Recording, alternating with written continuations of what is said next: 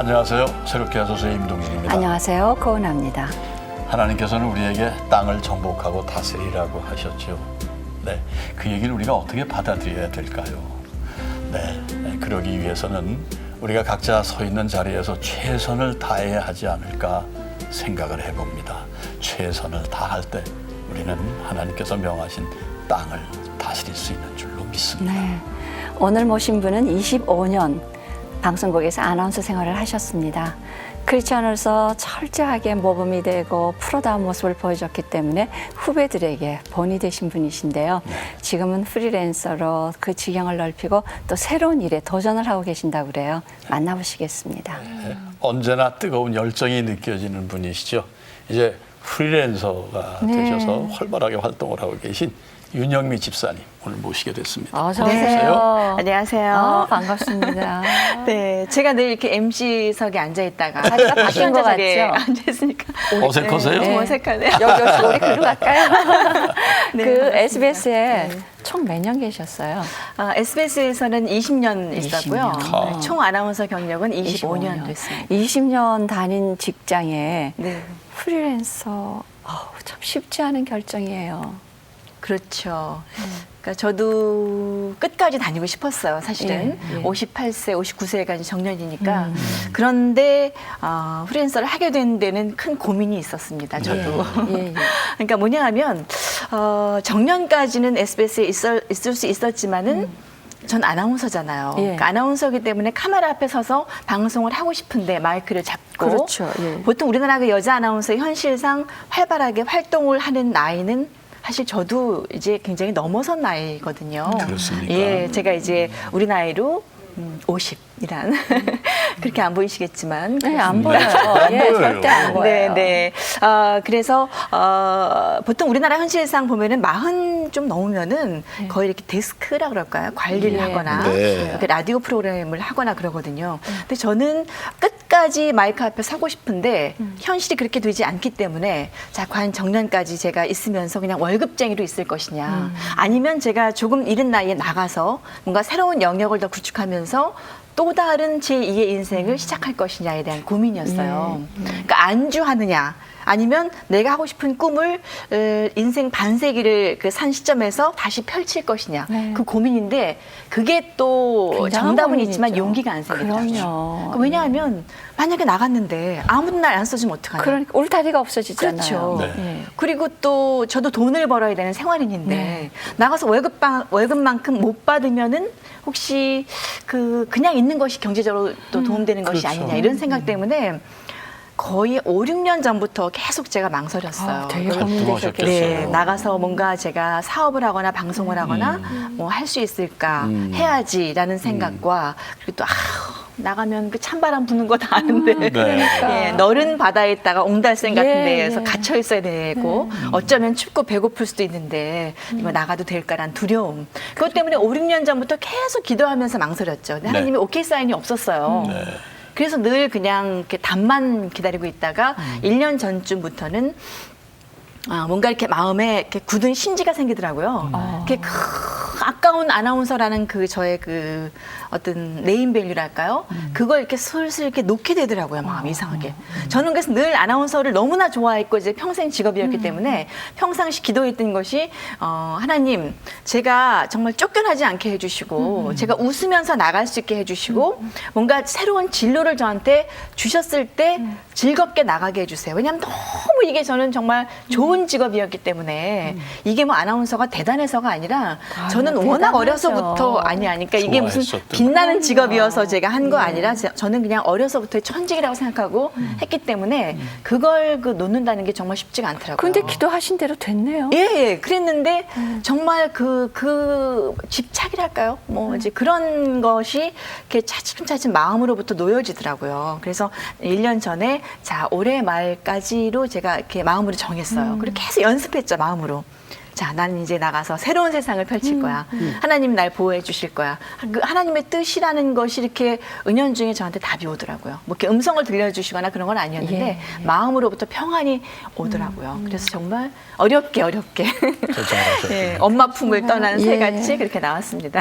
아까 말씀하신 대로 정말 옹달샘에서 네. 이제 넓은 바다로 나오셨는데 네. 그게 어떻게 생각하신 대로 기도하신 대로 이렇게 일이 잘 진행이 되십니까? 또 두려운 또 다른 두려움 같은 것도 사실 없지 않아 있으시죠? 아, 그럼요. 예. 두려움 없는 인생이 어디 있겠습니까? 네. 예, 그리고 설렘이라는 것은 두려움이 없이는 올 수 없는 거라고 저는 생각하거든요. 그렇죠. 설렘이라는 건 미지의 것에 대한 어떤 가슴 벅참, 떨림이기 때문에 그것은 모른다는 거에서 출발하는 거거든요. 저도 마찬가지로 그렇기 때문에 설렘과 함께 두려움이 반드시 제가 지금 뒤따르고 있는데 지금 2달 정도 이제 됐거든요. 네. 그러니까 아직은 뭐 잘 된다, 뭐 못 된다라고 판별할 수는 없고요.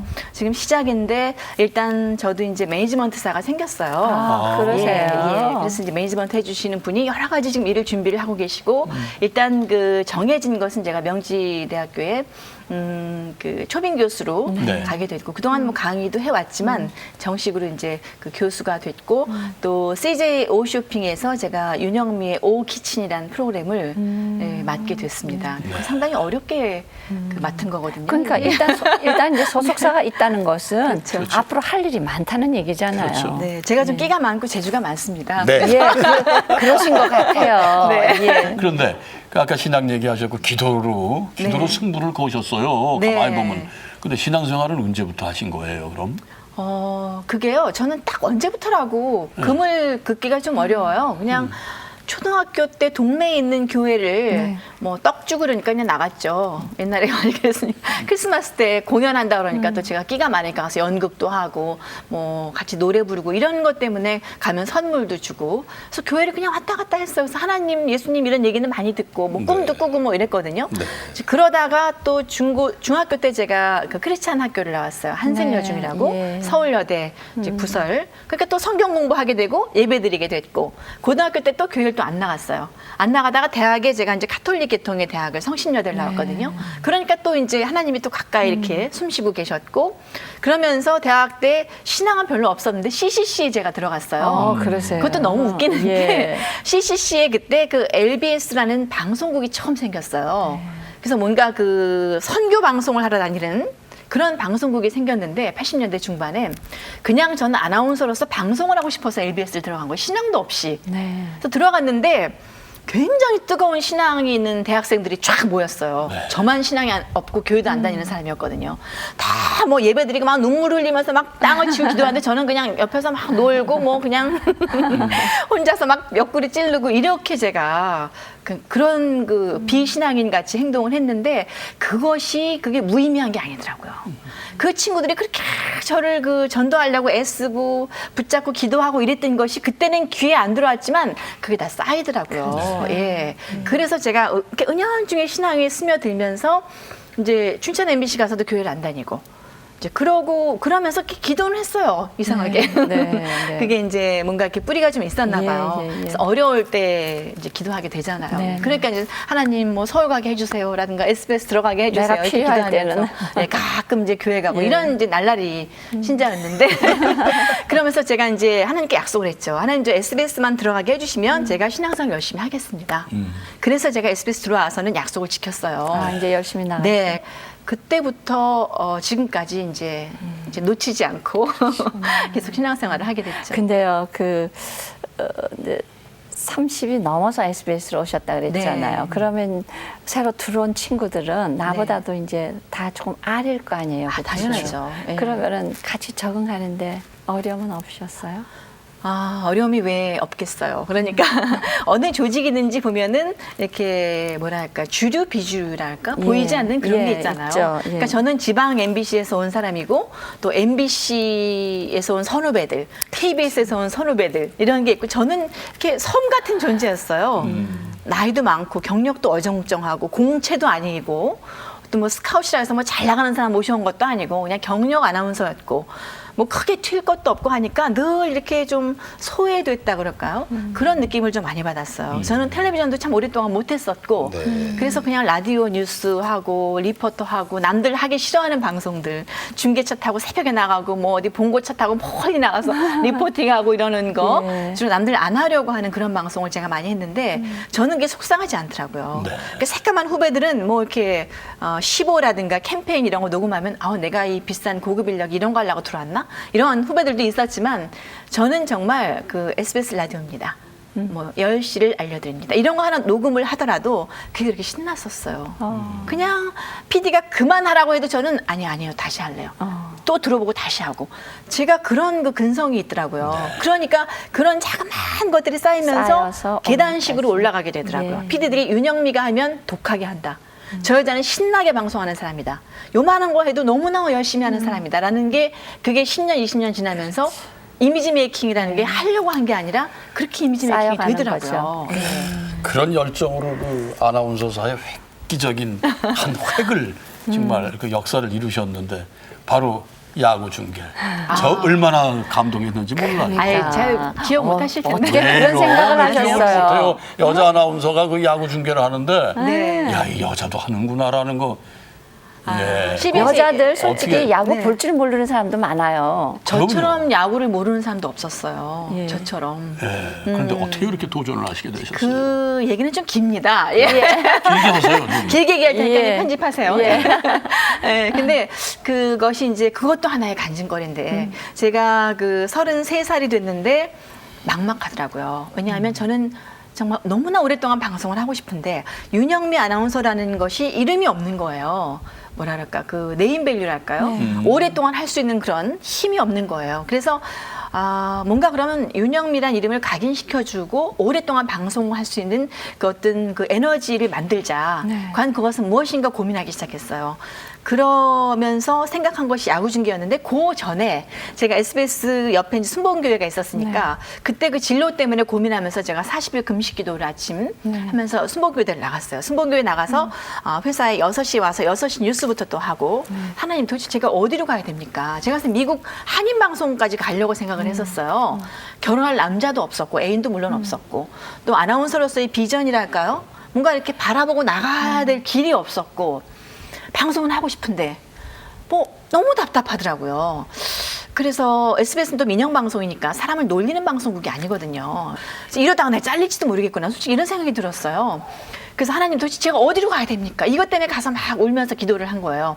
그런 와중에 어떤 생각이 들었냐면 그러면 무엇을 내가 할 것이냐. 현실적으로 아나운서만 하는 방송을 찾아봤어요. 그랬더니 스포츠 중계하고 라디오 뉴스밖에 없더라고요. 다른 방송은 다 전문가나 연예인이나 뭐 기자가 하고 그러더라고요. 자, 그러면 라디오 뉴스는 아나운서 누구나 하는 거예요. 저도 뭐 매일 하는 것이고. 그렇다면 스포츠 중계밖에 없더라고요. 제가 가야 될 것이. 스포츠? 저 너무너무 싫어했거든요.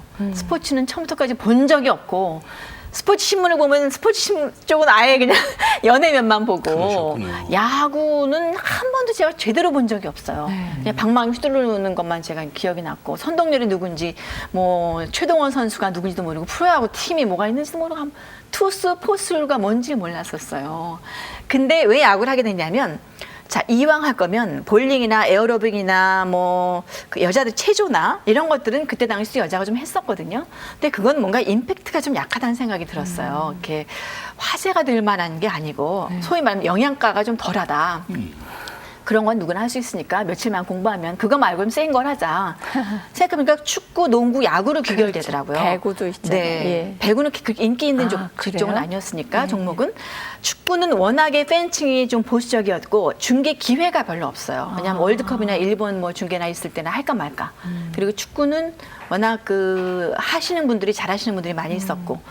농구는 프로농구가 없었어요. 농구 중계를 안 했어요, SBS가. 예, 예. 그러니까 그것도 기회가 없는 거예요. 자, 그럼 야구밖에 없는 거예요. 야구는 왜냐하면 4월부터 10월까지 SBS 중계를 일주일에 3번을 중계를 했어요. 금토일. 근데 야구 캐스터가 2명밖에 없었어요. 자, 그럼 이거다. 그날부터 제가 공부를 하기 시작했죠. 공부를 하기 시작했는데 스포츠 신문을 이제 일단 딱 봤어요. 읽을 수가 없는 거예요. 한 줄을 못 읽겠는 거예요. 히트앤드런이 뭔지, 삼진이 뭔지, 뭐 포볼이 뭔지 홈런 어서 들어본 것 같긴 한데 안타가 뭔지도 잘 몰랐었고 읽을 수가 없는 거예요. 단어장을 만들었어요. 그래서 제가 유협 그때 아나운서 선배였는데 그분한테 야구캐스터 찾아가서 이렇게 투수 포수 써서 물어봤어요. 선배님 이거 좀 가르쳐 주세요. 그랬더니 픽 웃더라고요. 이걸 모르면서 뭘 하려고 그러니? 라는 저한테 묻는 거예요. 한심하다는 듯이. 그래서 제가 투수는 공 던지는 사람, 포수는 공 받는 사람 이렇게 제가 처음으로 썼어요. 단어장에다가. 그리고 만화책으로 된 야구 규칙집을 정말 너덜너덜해질 정도로 제가 그거를 공부를 했어요. 근데 2페이지 가면 1페이지가 생각 안 나고 4페이지 가면 2페이지가 생각 안 나. 예. 규칙이 워낙 어렵잖아요. 근데 그런 식으로 공부를 하면서 제가 원칙을 정한 것이 뭐냐면 자, 오늘부터는 제가 야구 중계할 때까지 스포츠 신문의 야구 면만 보고 책도 야구 책만 보고 테이프도 야구 중계 비디오 테이프와 야구 중계 카세트 테이프만 듣자. 결심을 했어요. 그래서 제가 1년 동안 그거를 지켰어요. 살이 10kg가 빠졌어요. 그래서 세상에. 그때. 그래서 야구장을 또 매일 가자. 이 결심을 제가 하면서 이제 근무가 끝나면 꼭 잠실 야구장에 가서 6시 반부터 경기를 다 보고 대단하시다. 3시간 보고 집에 오면 거의 11시가 되는 거예요. 예. 그때부터 또 비디오 테이프를 틀어놓고 또 연습하는 거예요. 자, 쳤습니다. 오른쪽에 이종호 선수. 자, 왼쪽으로 쫙쫙 날아가는 거 홈런 이거를 계속 보고 연습하는 거예요. 차에서는 또 이제 카세트 테이프니까 그때는 카세트 테이프 틀어놓고 이제 선배들이 중계한 거를 차에는 아무도 없잖아요. 그러니까 소리 지르면서 강변도로 운전하면서 연습하는 거예요. 홈런! 뭐. 자, 이러다 3루는 뭐 홈런! 이게 계속 이거 혼자서 연습을 재밌어요. 하고. 예. 예. 근데 야구장에 처음 몇 달 나가는데 경기를 볼 줄 모르는 거예요. 예. 왜 치고 왜 절로 뛰어가는지를 알 수가 없는 거예요. 그래서 정말 몇 개월 그냥 보기만 했어요. 그냥 왜 저렇게 뛰어갔다 저게 들어오나 이거 공부. 그러니까 6개월 정도를 보니까 알겠더라고요. 근데요, 이렇게 본인은 정말 준비를 철저하게 하시는데 네. 중요한 거는 나 이런 거 준비하고 있으니까 자, 기회가 있으면 나를 써. 이제 알려야 되잖아요. 네. 쓸 사람이 저 사람 준비하더라 쓰자 해야지 그렇죠. 나 혼자 준비됐다고 되는 거 아닌데 네. 그걸 이제 알려야 되는데 그걸 어떻게 알려요? 느닷없이 가서 나 야구 중계 준비했어요 할 수도 없는 공부했어 거고. 이럴 수도 네. 없고. 나 시험 해보세요도 못하고. 너무 하고 싶은 말을 아, 질문을 그랬어요? 해주시네요. 아니, 네. 그게 중요한 포인트인데 저한테 야구 중계를 SBS가 하라고 하지 않았어요. 그렇지만 제가 준비가 됐을 때 하겠다고 얘기를 하려고 그랬어요. 준비도 안 됐는데 하겠습니다라고 그렇죠. 얘기할 수 그렇죠. 없죠. 그래서 이제 1년이 될지 2년이 될지 모르지만 제가 그냥 준비를 말없이 했어요. 근데 이제 소문이 나잖아요. 제가 뭐 야구장 가서 또 설치고 뭐 맨날 야구 책 보고 하니까 알잖아요. 예. 주변에서. 근데 많은 동료들이 그렇게 해봤자 SBS가 어떤 회사인데 여자를 야구 중계를 절대 안 시켜준다. 너 헛수고 한다라는 동료들의 질시도 있었고, 근데 그때 지금 국회의원이신 이계진 아나운서 그 국장님 그분께서 등 뒤로 왔다 갔다 하시면서 그걸 보신 거예요. 네. 근데 그분은 참 뭔가를 열심히 하는 사람을 좋아하세요. 네. 그 눈치를 채신 거죠. 네. 그래서 이제 그 다음 해가 돼서 제가 중계하게 됐는데 그 전에 또 어떤 그 얘기를 제가 놓쳤냐면. 제가 야구 중계를 이렇게 준비하는 걸 보고 야구장 현장에 나가서 이제 그 관중 인터뷰를 저한테 시켰어요. 야구가 시작되니까 예. 관중들 왜 뭐 오늘 경기 예, 어떻게 보십니까? 뭐 예, 누구랑 네. 나오셨어요? 그럼 감독 네. 인터뷰 뭐 오늘 뭐 어떤 선수 컨디션이 어떻습니까? 이런 거 있잖아요. 그런 걸 제가 했거든요. 근데 그런 걸 하면서 그 야구 그 본부석에 앉아서 중계를 하는 캐스터들을 보면서 제가 막 꿈을 키웠죠. 나도 언젠가 저 자리에 앉을 것이다. 아, 이것은 내가 40일 금식 기도에 한 것에 하나님의 응답일 것이다. 이렇게 이게 맞춰지더라고요. 이게 블록이. 그러면서 이것은 하나님이 주신 거지 내가 어떻게 이렇게 이런 생각을 하고 소망을 가질 수 있겠느냐. 이것은 하나님이 주신 소망이다. 라는 확신이 있었죠. 그래서 그 다음 해가 됐는데 이계진 아나운서 국장님이 저한테 10만 원짜리 수표를 주시면서 예. 3월이 됐는데 시범 경기하는 데 가서 그 중계하는 걸 녹음을 해갖고 와라. 그러시더라고요. 그래서 그때 이제 큰 녹음기밖에 없었어요. 이만한 녹음기를 이렇게 메고 마이크 이만한 거 들고 그 3월 초에 추운데 잠바를 입고 대전에 제가 기차 타고 내려갔어요. 내려가서 그 시범 경기를 이제 중계를 이제 처음으로 해보는데 창피하니까 외야에 가서 앉아 있었어요. 네. 내야에 창피한 사람이 있으니까. 예. 외야에 가니까 아무도 없더라고요. 그래서 외야에 이제 딱 자리를 잡고 앉아갖고, 네, 지금 타석에는 양준혁 선수 나왔다. 왼쪽 타석에 양준혁 선수. 자, 왼쪽 손을 번쩍 들고, 자, 세트 포지션. 자, 쳤습니다. 자, 원볼 라싱. 이거 맞겠습니다. 이거를 이제 계속 한 거예요. 하는데 야구가 왜 이렇게 루즈하게 가다가 또 막 팽팽 돌아가잖아요. 뭐 도루하고 난리 법석 피우잖아요. 그럴 땐 입이 못 쫓아가는 거예요. 그리고 또 모르겠는 거예요. 어떤 때는 이게 어떻게 돌아가는지.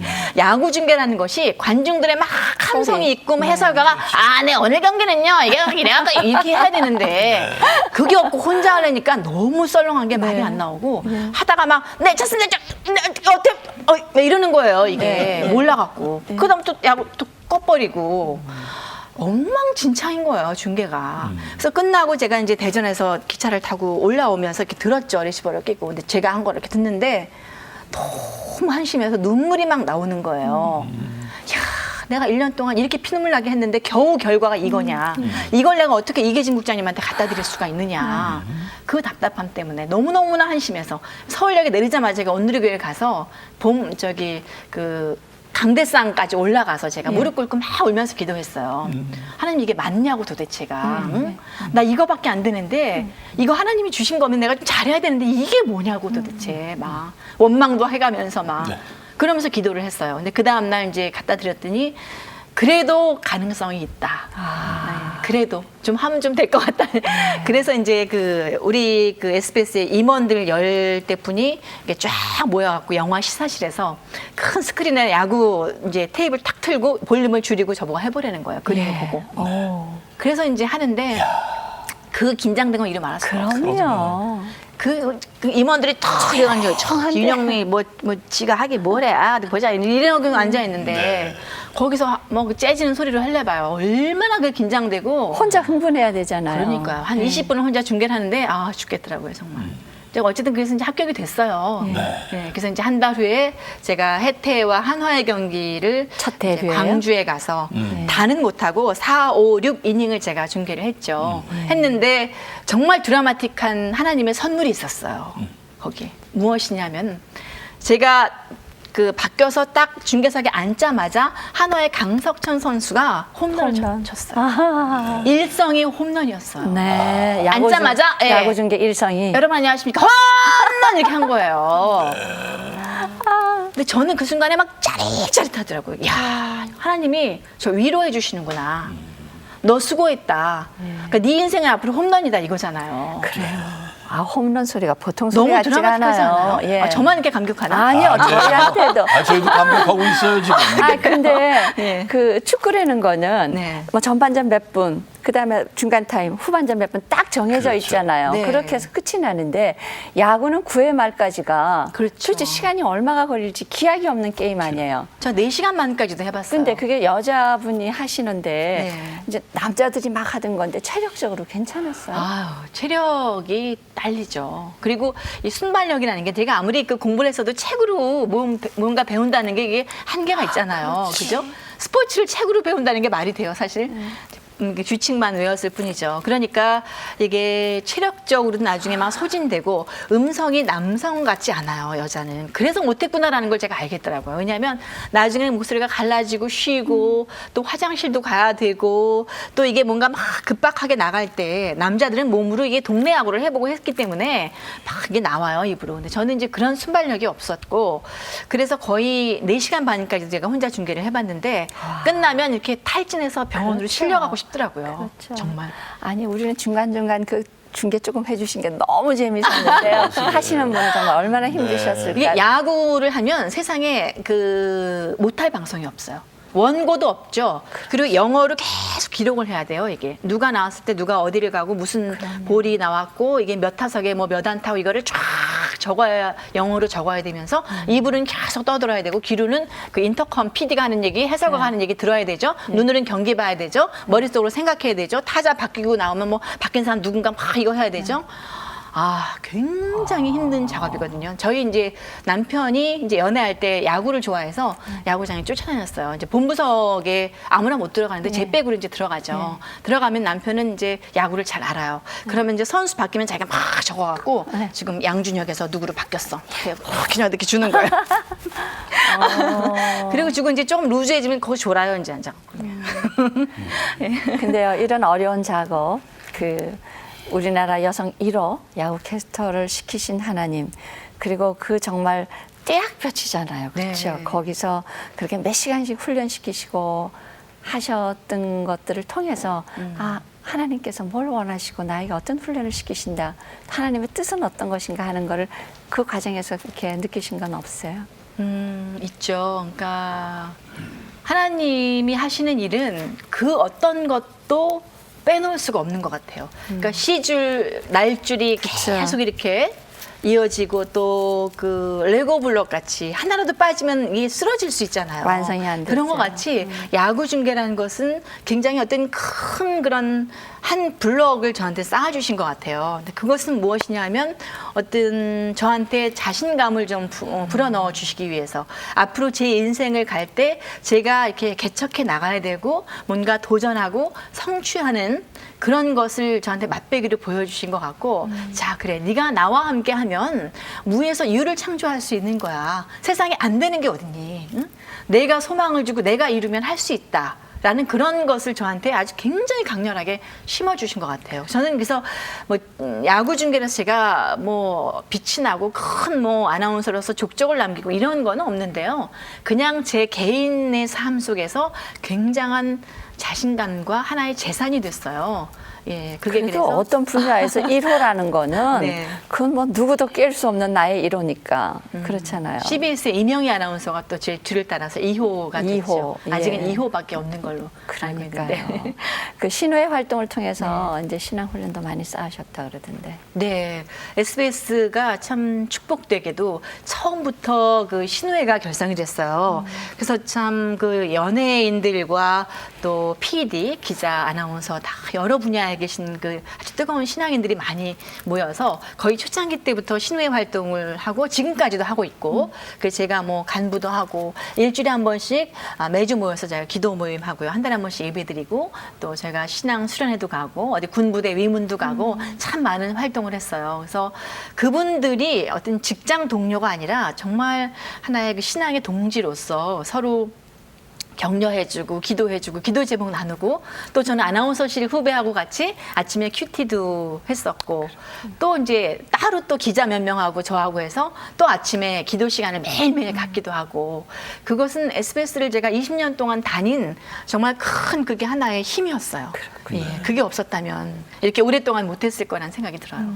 거기서 이제 이어져서 아주 신실한 믿음의 남편을 또 만나시게 되셨는데요. 네. 남편과의 만남은 어떻게 또 하나님이 섭리가 예, 저희 그 청년부에 같은 그 두란노 서원 다니는 언니가 2살 많은 언니가 계셨는데 그 언니가 하루는 두란노에 아주 좋은 청년이 있다, 멋있는 청년이 있으니까 좀 소개를 해주겠다 이렇게 이야기를 하더라고요. 저는 누군지 몰랐어요. 네. 근데 그 이제 저희 남편은 제가 그래도 오늘교회에서는 아나운서였으니까 좀 유명했나 봐요. 그러니까 저를 알고 있었어요. 또 야구장에서 제가 중계하는 걸 봤대요, 옛날에. 그랬는데 소개를 해준다 그래서 처음에는 약간 기분이 나빴어요. 왜냐하면 제가 그동안 그 선을 소위 봤다는 미팅을 한 남자들이 잘 나가는 남자였거든요. 그러니까 사자가 들어가는 남자들, 뭐 돈도 많고 소위 예. 조건 좋은 남자들을 많이 봤는데 마음이 안 땡겨서 결혼을 못했어요. 35살까지. 그랬는데 그 두란노 서원이라는 그 자그마한 그 크리스찬 출판사잖아요. 거기를 뭐 사장도 아니고 예. 그때 이제 뭐 홍보부였나 그랬던 것 같아요. 그런 직원을 소개해 준다고 그랬을 때 아니 이 언니 너 날 뭘로 보는 거야? 내가 뭐 이제 이렇게 생각을 했죠. 예, 예. 해서 이제 귀뚱으로 이렇게 듣지도 않았어요. 근데 그 어느 날 제 마음이 굉장히 곤고해진 날이 있었어요. 막 울면서 기도하고 싶은 날 있잖아요. 네. 그래서 오늘 교회를 갔는데 그날은 집회가 있었어요. 너무너무 교회가 복잡한 거예요. 그래서 이제 어딜 갈까 싶었는데 그 옆에 두란노 서원에 있는 그 언니가 생각이 난 거예요. 그래서 그 언니 만나서 차 한잔 해야 되겠다 싶어서 두란노 서원을 찾아갔어요. 그러니까 찾아갔는데 두란노 서원 그 서빙고동에 있는 그 1층에 북카페가 있어요. 근데 그 북카페 문을 딱 여는 순간에 거기서 이제 빵을 구워서 팔았어요. 커피하고. 네. 그래서 가스펠이 막 나오고. 근데 그 빵 굽는 냄새와 커피 냄새가 이렇게 쫙 끼치는데 네. 가스펠이 쫙 그렇게 마음이 평안해질 수가 없는 거예요. 그 순간에. 그러면서 이제 그 언니랑 차를 마시면서 얘기하는데 마음이 정말 왜 그렇게 뭐랄까 은혜로워지는 거 있죠. 평안해지면서. 예. 그런 순간에 저희 남편이 하필이면 딱 그 카페를 들어온 거예요. 네. 들어온 순간에 딱 봤는데 어떤 남자가 이렇게 빛이 나더라고요. 얼굴에 이렇게 서광이. 정말 이렇게 훤한 거예요. 예. 그래서 이렇게 봤는데 언니가 저 남자야, 내가 소개해주는 남자가 이렇게 얘기하는 거예요. 그러니까 그때부터는 조건이고 뭐가 안 보이더라고요. 예, 서황이 보였습니다. 네, 아니 뭐 빛이 보였으니까. 두란노가 어때서? 옛날에 무슨 두란노 이랬는데 예. 두란노가 어때서 내가 벌면 되지 뭐 이런 생각이 드는 예, 거예요. 예. 그러면서 그날부터 이제 연애를 하기 시작했죠. 예, 그랬는데 그 전에도 제가 이제 연애 박사였기 때문에 많은 남자들을 사귀고 연애를 했는데 주로 이렇게 꼬인 남자들하고 연애를 많이 했어요. 예. 뭔가 정신적으로 이렇게 좀 어두운 면이 예. 있거나 좀 뭔가 제가 이렇게 막 뭔가 해줘야 되는 남자들 있잖아요. 네. 마음을 위안을 해줘야 되고 뭔가 그랬든 그리고 왜 그 연애라는 게 막 짜릿짜릿하고 고민하고 막 그런 달콤한 고통이라는 거 있잖아요. 네. 그런 식으로 연애를 해왔는데 저희 남편 같은 경우는 그게 없어요. 너무 밝고 긍정적이고 정말 조건이라고는 하나도 없는 남자였거든요. 돈도 한 푼도 없었고 제가 빚도 다 갚아주고 결혼했는데 그리고 사실 뭐 시댁도 이렇게 돈이 있는 집안도 아니었고 네. 그랬는데도 불구하고 마음이 편하더라고요. 그리고 이렇게 푸른 초장 같은 남자 있잖아요. 네. 그동안 제가 연애했던 남자들은 제가 막 이렇게 업고 다니고 이래야 되는 네, 말은 남자라면 저희 남편은 푸른 초장 같아서 제가 막 뒹굴어도 되는 남자 있잖아요. 네, 네. 그렇더라고요. 그러니까 2주 만에 저한테 프로포즈를 했어요. 결혼하자고. 그랬는데 그냥 마음이 평안하더라고요. 그래서 하루에 거의 3번씩 만나면서 새벽 기도를 나가는 남자였거든요. 제 남편이. 그래서 제가 새벽 방송이 끝나면 교회를 갔어요. 가면은 이제 살짝 그때 이제 그 본당 아니고 어떤 홀에서 새벽 기도를 하는데 이렇게 살짝 제가 이제 들어가 봐요. 기도 시간에. 그러면 요만한 초등학교 학생들이 앉는 의자였어요. 그때는 나무로 된 조그만 의자였는데 사람들은 그냥 이렇게 앉는데 제 남편은 이 위에 올라 앉아갖고 무릎을 꿇고 기도를 세상에. 하는 거예요. 예. 등치도 커요. 키도 크고. 그런 남자가. 그리고 제가 스쳐 지나가면서 기도 제목을 이야기를 해요. 제 기도 제목도 아니고 누가 뭐 어떤 아파서 좀 기도해달라. 이런 얘기를 그냥 하고 저는 잊어버려요. 뒤에 가서 이렇게 앉아있으니까 그 사람들을 위해서 눈물을 흘리면서 기도를 하더라고요. 그리고 북한을 위해서 눈물을 흘리면서 기도를 하는데 전 깜짝 놀랐어요. 아니 북한 저는 사실 그래 본 적 없거든요. 저를 위해서 맨날 기도했지 누군가를 위해서 기도하면서 눈물 흘려본 적이 별로 없는데 그래서 내가 그 전에 제가 이제 어떤 기도를 했냐면 혼자 살았어요. 제가 원룸 아파트에서 그때 이제 집이 좀 멀어서 그래서 강변도로를 막 저녁에 운전하고 가면서 그렇게 눈물이 나는 거예요. 그러니까 왜냐하면 35까지 혼자였으니까 또 우울증 같은 게 와서 창밖에 이촌동에 이렇게 막 그 저녁의 풍경이 보여요. 5시, 6시 되면은 막 가족들이 왔다 갔다 하고 이렇게 저녁 짓는 풍경 같은 거, 저녁에 소리가 막 들리고 그렇게 외로울 수가 없는 거예요. 제가 원하던 야구 중계도 이미 했겠다. 그러니까 뭔가 막 그다음 목표 상실감, 내지는 성취감 후에 오는 허무감, 그리고 결혼할 사람이 없는데 뭔가 이렇게 외로운 상태에서 혼자서 원룸 아파트에 들어갈 때 막 무덤으로 들어가는 것 같은 느낌. 그 제가 막 술을 사갖고 들어가갖고 집에 술 한 병씩 먹고 막 울면서 기도했어 하나님께. 일단 술 먹고 술김에 왜 기도하셨네. 술김에 기도를? 그래도 하나님이 들어주시더라고요. 예, 술김에 기도해도 막 울면서 하나님 나 어떡해요 결혼을 하든지 뭐 어떻게 하든지 이러면서 그러면 막 울면서 잠들고 이제 그러면서 기도했던 제목이 뭐였냐면 하나님 저는 조건과 신앙을 둘 다 요구했었어요. 제가 그 전에. 왜냐하면 조건도 좋고 신앙도 좋은 사람을 달라고 기도했는데 그렇게 제가 마음이 곤고해지니까 조건을 놓게 되더라고요. 그래서 그때 기도한 게 하나님 나 조건 안 볼 테니까 정말 내 가정을 하나님의 가정으로 이끌 수 있는 남자를 만나게 해주세요라고 기도를 했어요. 그랬는데 몇 달 후에 남편을 만난 거예요. 그러니까 이거는 하나님이 그 가정을 하나님의 가정을 이루라고 하나님이 해주신 남자구나라는 확신이 들면서 모든 조건은 그냥 눈에 보이지 않고 그래서 결혼을 하게 됐죠. 6개월 만. 그 결혼하신 이후에 정말 신앙적으로도 더 안정을 하시게 됐고 네. 깊이 하나님과의 관계를 이루게 되셨다는데 어떤 부분이 그렇게 우리 집사님을 그렇게 이끄셨던가요? 저희 남편도 그렇고 저희 시댁 식구들도 그렇고 아주 평생을 새벽 기도 하시는 분이고 기도를 많이 하시는 분이고 저는 이제 아기 같은 그런 신앙인 상태에서 이제 결혼했는데 저희 시댁 식구나 남편은 늘 하나님이 한 가족이에요. 네, 정말 눈에 보이는 가족. 그렇죠. 그래서 뭐 예를 들면 뭐 버스를 놓치더라도 아유 하나님이 이거 타지 말라 그랬어 라든가 그런 식으로 늘 하나의 가족이더라고요. 저는 약간 피상적인 하나님이었는데 너무나 구체적인 하나님이셨고 늘 묻고 가고 하나님한테 해도 되겠습니까? 하나님 어떻습니까? 이 얘기를 꼭 하시고 자연스럽게 가족 예배드리고 적응하게 됐고 근데 그런 와중에서 남편이 이제 두란노를 그만두고 3년간 쉬게 됐어요. 그래서 1년을 이제 그 놀다가 뭐 놀진 않았지만 이제 기도 계속하면서 1년이 됐는데 집에 이제 아줌마가 살림을 돌보셨고 근데 남편이 아줌마를 내보내라. 내가 살림을 하겠다. 그러더라고요. 그 남편이 2년을 집에 살림을 하면서 그 아이들을 돌봤어요. 근데 그것도 그 참 그 축복인 것이 아이들이 그 저학년, 초등학교 2학년, 3학년 그때가 굉장히 그 뭐랄까 중요한 시기잖아요. 근데 저는 바쁘고, 그러니까 아빠가 정말 필요한 시기에 아이들한테 큰 도움이 돼준 거예요.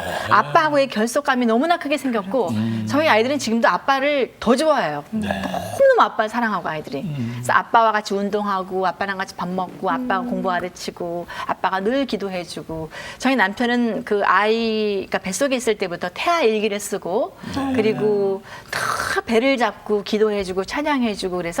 아이들이 태어나자마자 아빠 목소리를 알더라고요. 그래서 아주 어려서부터 우리 아이들은 그 성경을 통해서 한글을 깨우쳤고 지금도 매일매일 성경을 석장씩 읽어서 통독을 몇 수십 번 했어요, 애들이.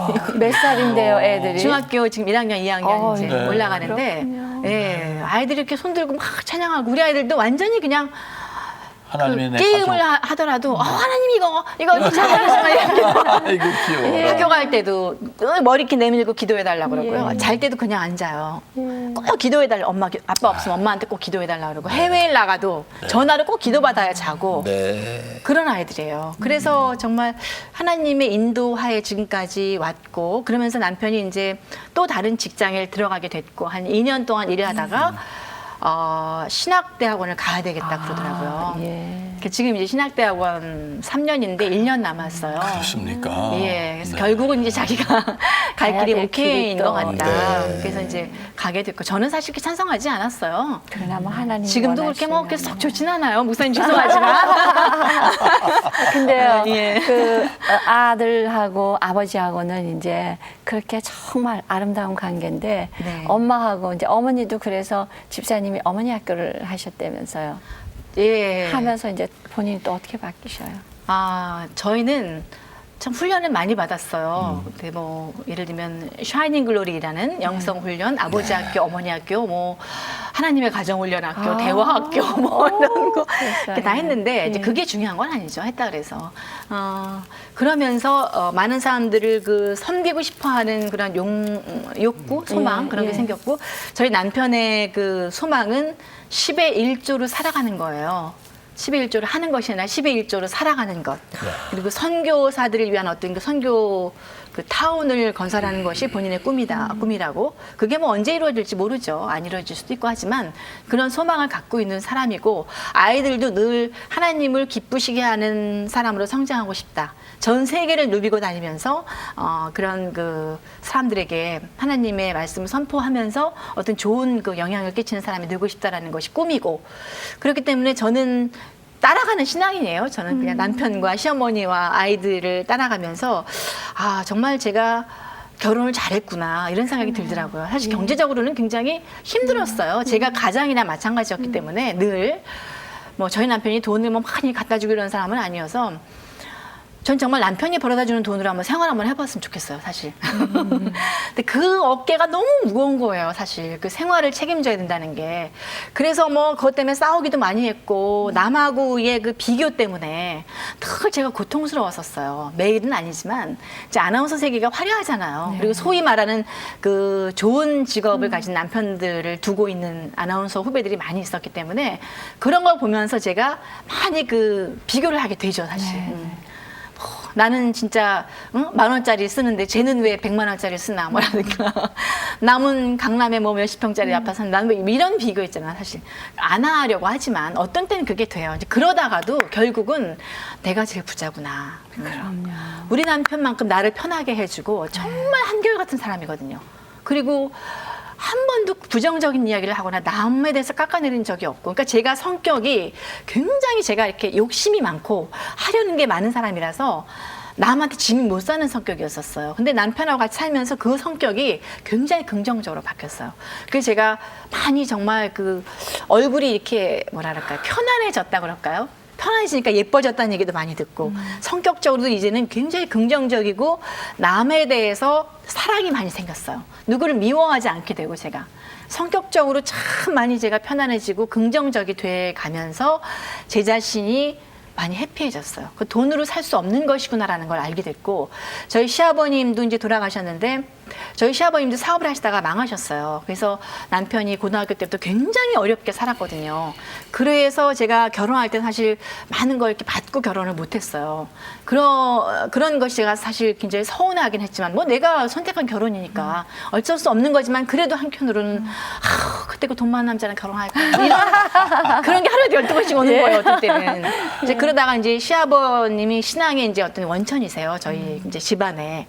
이북에서 넘어오셔갖고 신앙을 갖고 이제 넘어오셔서 우리 가정을 이렇게 이루게 됐는데, 그 남들 시아버지는 막 해외여행 시켜주고 외제차 사주고 막 집 사주고 이런 시아버지인데, 우리 시아버지는 날 진짜 뭐 손수건도 안 사주는 시아버지 이렇게 생각해서 원망도 많이 했는데, 결국은 뭘 느꼈냐면, 한 번은 저희 그 가족이 시아버지부터 시어머니, 시누이들, 저희 아이들, 남편, 저까지 온누리교회에서 하는 집회 자주 하잖아요. 그 집회를 항상 가긴 하는데 온 가족이 간 건 처음이었던 것 같아요. 돌아가시기 몇 달 전에 온 가족이 가갖고 그 집회에 참석을 해서 맨 앞자리에 쫙 앉았어요. 그리고 시아버지가 이렇게 손들고 기도를 하시고 아이들이 손들고 기도하고 찬양하는데, 시아버지가 너무나 큰 걸 나한테 줬구나. 그럼요. 그게 어떤 파티장이나 어떤 화려한 장소에 그 가족이 있다고 해서 외형적으로는 그럴듯할지 모르지만 그 속은 얼마나 평안이 없는 곳이잖아요. 근데 외형적으로는 조금 뭐 그럼요. 그렇지만 천국에 온 가족이 다 있는 거잖아요. 바로 그 푸른 초장 같은 남편이 곁에 있었기에 바로 그런 시아버님을 만날 수 있었던 거고요. 그렇죠. 그말로 그 가정이 바로 물된 동산 같은 가정이 되었다는 것에 감격을 하실 수밖에 없으셨을 거예요. 그 정말 그 수백억을 물려준 그 재산보다도 그렇죠. 큰 유산을 남겨주셨구나 하는 걸 제가 알게 됐어요. 얼마나 그럼요. 복잡합니까? 얼마나 그 있다고 하시는 분들의 가정을 그럼요. 보세요. 예. 얼마나 복잡하고 얼마나 문제가 많습니까? 있어서 문제가 예. 항상 있는 거잖아요. 더 많이 우세요. 감사해가지고. 그래요. 그 정말 어려움이 있을 때마다 가족들의 기도가 있었고, 네. 시아버님이 그 내 아들들을 보는 앞에서 하늘을 향해 손을 드시고 기도하시는 그 모습이 진정한 유산이었구나 하는 생각을 네, 할 때 맞아요. 참 벅차죠, 우리가. 네. 예. 많은 분들의 기도로 결국은 우리 윤영미 집사님께서 여기까지 오신 거다. 이렇게 네, 말씀을 네. 하실 수 있죠. 그렇죠. 네. 당연하죠. 근데 네. 집사님은 이렇게 보면 물론 살아가기 때문에 뭐 비교도 하고 원망도 하고 다 하잖아요. 그럼. 그러나 바로 깨닫고 네. 이건 하나님이 주신다 그러면 바로 순종하고 네. 그러시는 것 같아요. 그게 제 네. 장점인 것 같아요. 장점이죠. 네, 그러시는 것 같아요. 네. 네. 이제 프리랜서로 이제 이렇게 나오셔서 네. 이제 또 다른 뭐 아까 잠깐 말씀을 비추어 주셨습니다만 네, 네. 또 다른 각오로 활동을 하시는데요. 네. 예, 어떤 마음가짐으로 지금 네. 예, 자신을 연출하고 싶으세요? 네. 하나님 연출자는 하나님이십니다. 아마 새로운 도전을 네. 지금 기획하시는 것 그렇죠. 같아요. 네. 네. 하나님이 이렇게 장을 펼쳐 주셨으니까 네. 능력도 주시라고 믿어요. 그럼요. 네.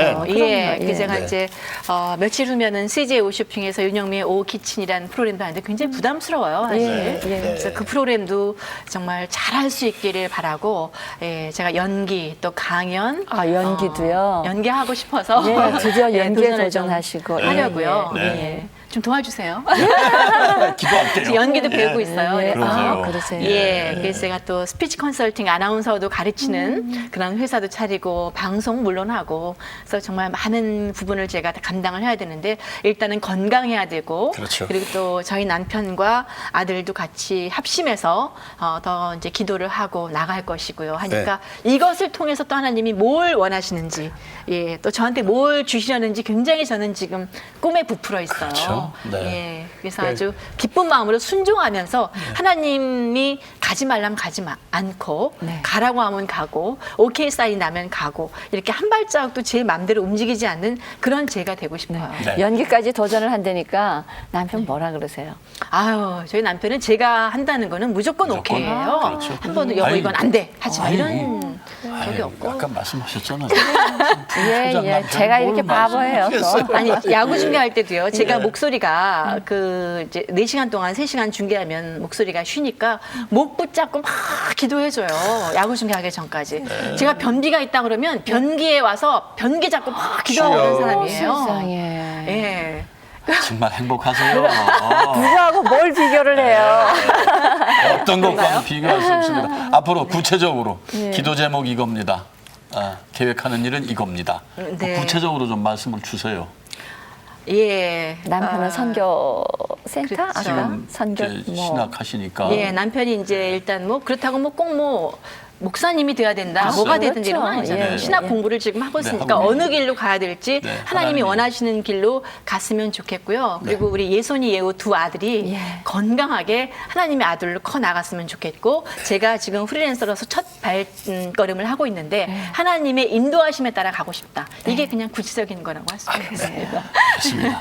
많은 분들이 기도해 주실 줄 믿고요. 네. 그렇게 다 이루어질 줄 믿습니다. 벌써 끝인가요? 예. 네. 올 한 해 너무 후반, 아쉽죠? 예, 올 한 해 후반 되셨을 때, 나 프리랜서 너무 잘했고 하나님이 내 길을 이렇게 인도하셨구나. 아. 귀한 간증이 있으시길 바라겠습니다. 네. 또 다른 그럴 것 간증으로 또 같아요. 오셔야죠. 예. 네. 오늘 감사합니다. 네, 고맙습니다. 네. 예, 남이 하지 않는 일에 도전하고 누구보다도 열심히 하고 하나님 앞에 바로 순종하는 모습, 그 모습이 윤영미 집사님께서 지금까지 살아오신 모습인데요. 정말 당당하고 솔직한 모습 너무나도 보기 좋고 그 하나님 안에서 새롭게 도전하는 그 모든 계획들이 아름다운 열매 맺기를 바라겠습니다. 네. 프리를 선언하시고 이제 새롭게 출발을 하시는 우리 윤영미 집사님에게 기대가 큽니다. 기대가 큰 것은 바로 말씀하신 대로 하나님이 함께 하시는 우리 집사님이시기 때문에 기대가 클 수밖에 없습니다. 부디 그 뜨거운 열정 그리고 하나님을 향한 기도와 또 순종으로 모든 일을 다 이루어 나가실 수 있기를 기도해 주시기 바라면서요. 오늘 새롭게 하소서는 여기서 마치겠습니다. 시청자 여러분 안녕히 안녕히 계세요. 계세요.